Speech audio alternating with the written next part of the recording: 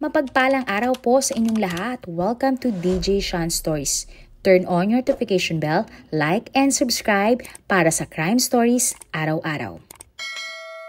Ayon sa iba, swerteng maituturing kung mayroong kang asawang masipag. Napaka-importante nito dahil sa hirap ng buhay ngayon. Dagdag pa dyan na siya ay mapagmahal at ikaw lang ang inaalagaan. Pero sino ang mag-aakala na ang isang mabuting tao ay magagawang lokohin ng paulit-ulit? Yan ang naging kapalaran ng isang lalaki sa ating kwento ngayon. Ang pagkatuklas.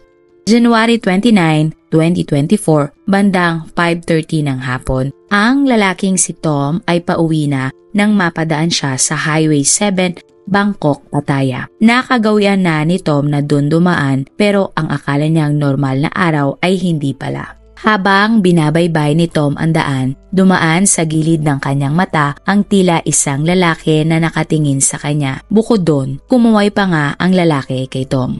Nagpatuloy lang sa pagdadrive si Tom at hindi na lang pinansin ang kanyang nakita. Pero hindi mawala sa isip ni Tom ang itsura ng lalaki at may naramdaman siyang kakaiba.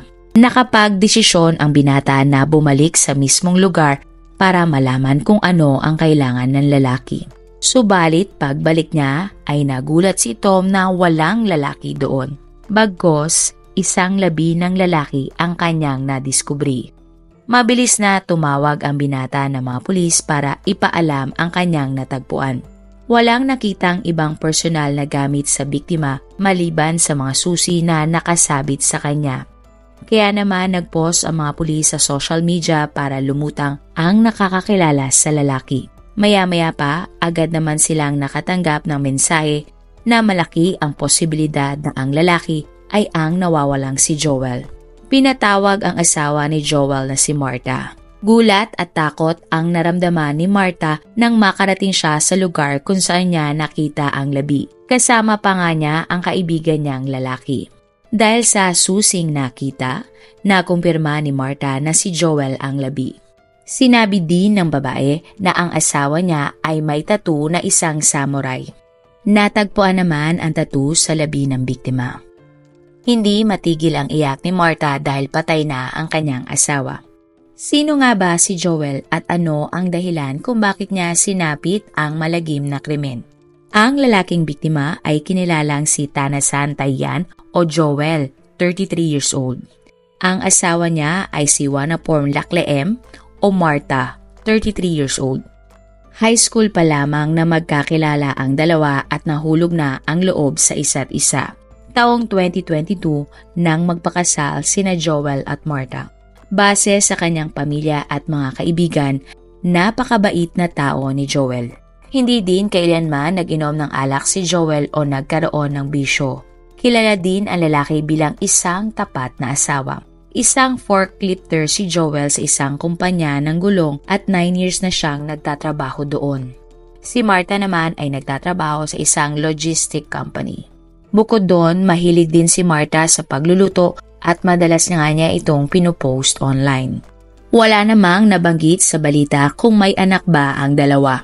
January 27, 2024, papasok na dapat si Joel sa kanyang trabaho at gabi ang kanyang duty. Nakasakay si Joel sa kanyang gray na motor. Nakagawian na ni Joel na ipark ang kanyang motor sa ilalim ng isang tulay. Doon ay iiwan niya ang motor at aantayin ang kotse na sumusundo sa mga empleyado na kanyang pinagtatrabahuhan.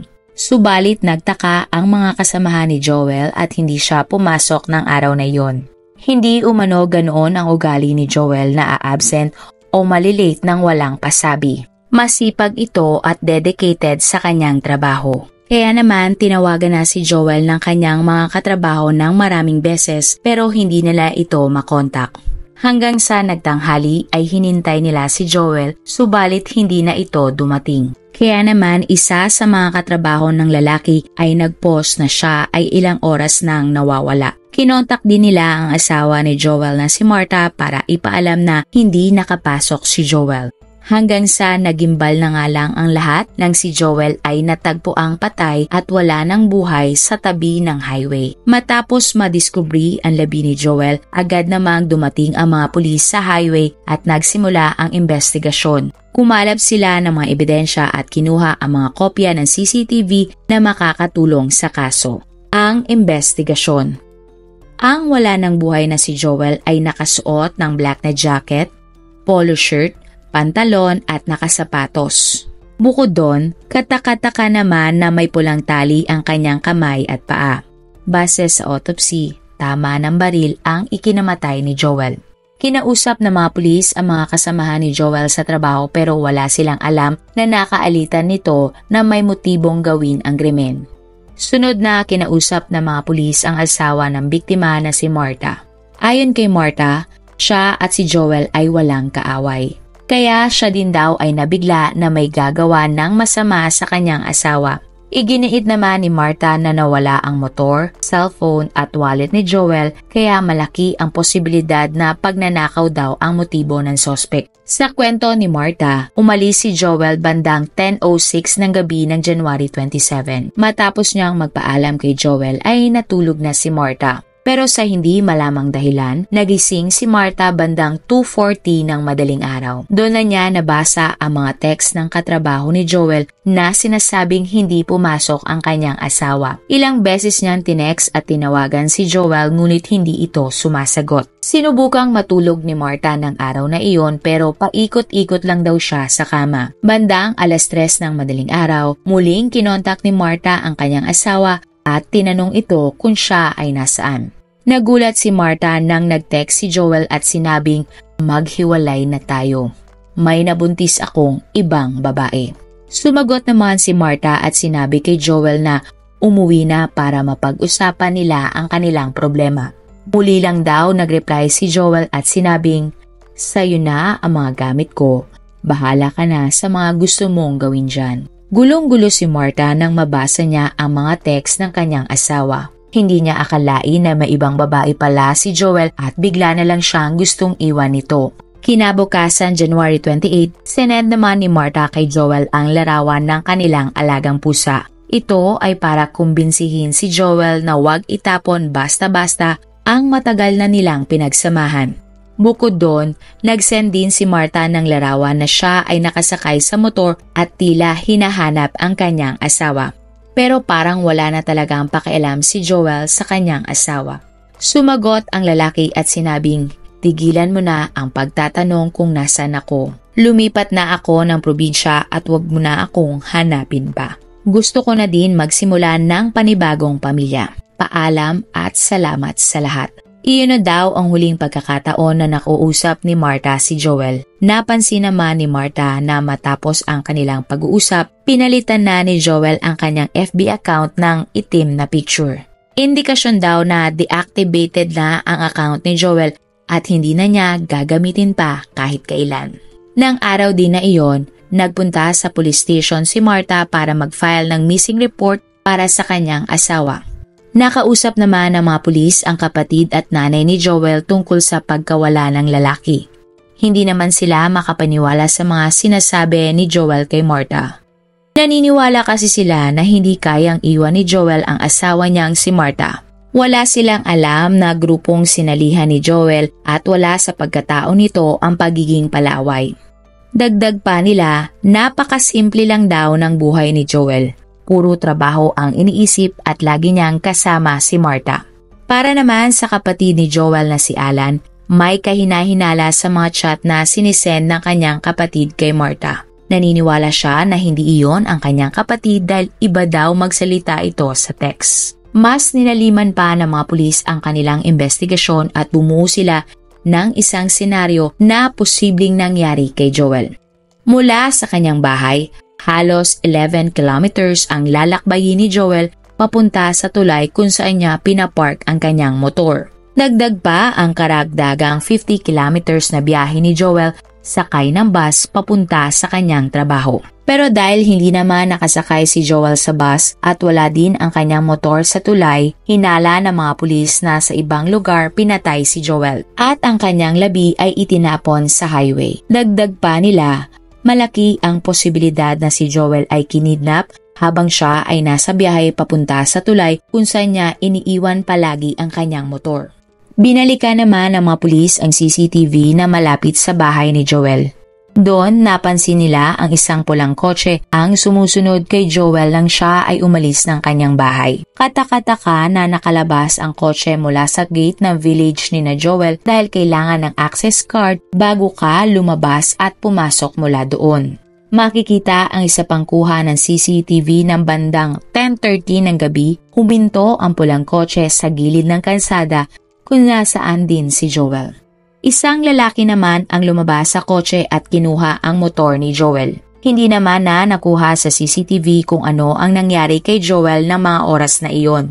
Na-trace ng mga pulis na ang may-ari ng kotse ay si Chang Kit o Kaloy, 37 years old na may-ari ng isang car workshop. Ito din ang lalaking kasama ni Marta nang pumunta siya sa crime scene ng kanyang asawa. Doon na naalala ng mga pulis na hiniwakan ni Kaloy ang kamay ni Marta noon at tila close na close sila. Sa social media account ni Kaloy, nakita ang isang picture na may kahawak siyang kamay. Ang kamay ay may suot na bracelet ng tulad ng suot ni Marta.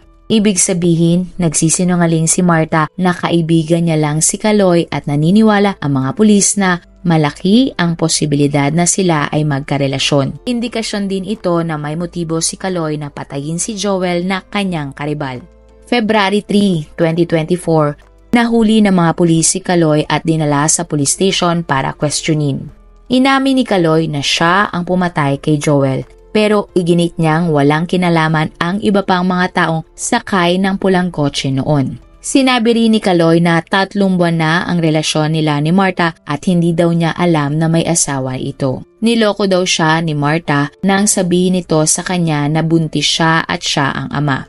Dahil sa kanyang galit, naghiganti siya sa asawa ni Marta na si Joel. Bukod sa DNA ni Kaloy na natagpuan sa crime scene, 3 araw bago ang krimen, sinusundan niya na ang mga galaw ni Joel bago gawin ang pagpatay. Ang pangyayari. Kasama ang 4 pa niyang kasabwat, bandang 9:30 pa lang ng gabi nang magpunta sila Kaloy sa loob ng village ni na Joel. Nang mamata na nila ang kanilang target, sinundan daw nila ito palabas. Maya-maya pa, nang nasa bandang masukal na lugar na, hinarangan ni Kaloy ang daan para mapuwersa si Joel na huminto. Doon na niya binaril ang biktima na agad naman niyang ikinasawi. Ang isa sa mga lalaking kasama ni Kaloy ay minamaneho ang motor ni Joel habang isinakay naman ang labi ng biktima sa loob ng kotse. Doon na din daw nila tinali si Joel. Pagkatapos ay huminto sila sa isang ilog kung saan nila tinapon ang motor ni Joel at sa tabi naman ng highway nila iniwan ang labi nito. Binigay din ng sospek ang pagkakakilanlan ng iba pa niyang mga kasabwat. Ang mga iyon ay sinakay, 23 years old, Ian, 28 years old, Ax, 23 years old at Ava, 22 years old. Ang ibang sospek ay kamag-anak at empleyado ni Kaloy sa kanyang car workshop. Kinasuhan si Kaloy at ang 4 pa niyang kasabwat ng robbery resulting to death, premeditated murder, concealment at firearms violation. Ikinulong si Joel at ang 4 na iba pa habang hinihintay nila ang kanilang trial. February 4, 2024, inahatid na sa huling hantungan ang labi ni Joel. Sa harap ng pamilya ni Joel, nangako si Marta na hindi siya muling papasok sa bagong relasyon bilang respeto sa pagkawala ng kanyang asawa. Humingi naman ng paumanhin si Marta sa pamilya ng kanyang asawa dahil sa bawal na relasyon, ito ang pumatay sa kanya. Sa huli, nilinaw ni Marta na wala siyang kinalaman sa pagkamatay ng kanyang asawa.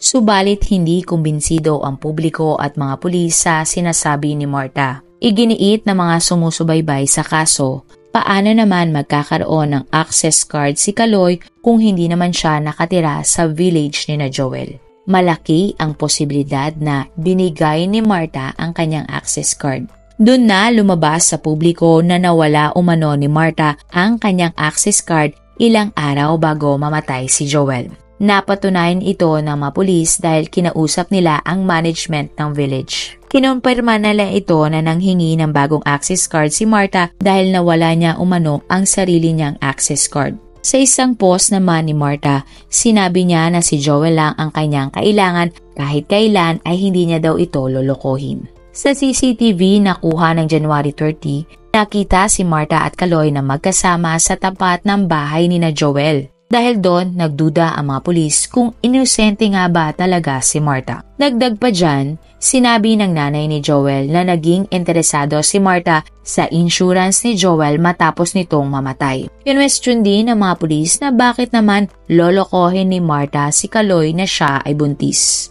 Posible kaya na ginawa niya lang iyon para gawin ni Kaloy ang krimen at magsama na sila ni Marta? Nang gabi din ng krimen, sinabi ni Marta na siya ay tulog. Pero base sa kuha ng CCTV, hindi iyon totoo. Nakita kasi si Marta kasama ang isa pang lalaki. Ibig sabihin ba, hindi lang isa ang kalaguyo ni Marta, kundi dalawa. Kaya naman mas tumindi ang hinala ng mga pulis at publiko na may kinalaman talaga si Marta sa pagkamatay ni Joel. Kahit na masusing investigasyon ang ginawa ng mga pulis laban kay Marta, wala silang nakuhang sapat na ebidensya laban sa kanya para siya ay kasuhan din. Kinuna naman ng pahayag si Marta sa lahat ng nangyari. Ayon sa kanya, masakit na pag-isipan siya ng masama ng ibang tao. Nagsisisi siyang niloko niya ang kanyang asawa, hindi sumagi sa kanyang isip na ipapatay si Joel. Kapag napatunayan ng korte na guilty sa Kaloy sa mga kaso laban sa kanya, malaki ang tsansa na sila ay hatulan ng bitay. Ano sa tingin nyo? Alam kaya ni Marta ang planong pagpatay ni Kaloy kay Joel?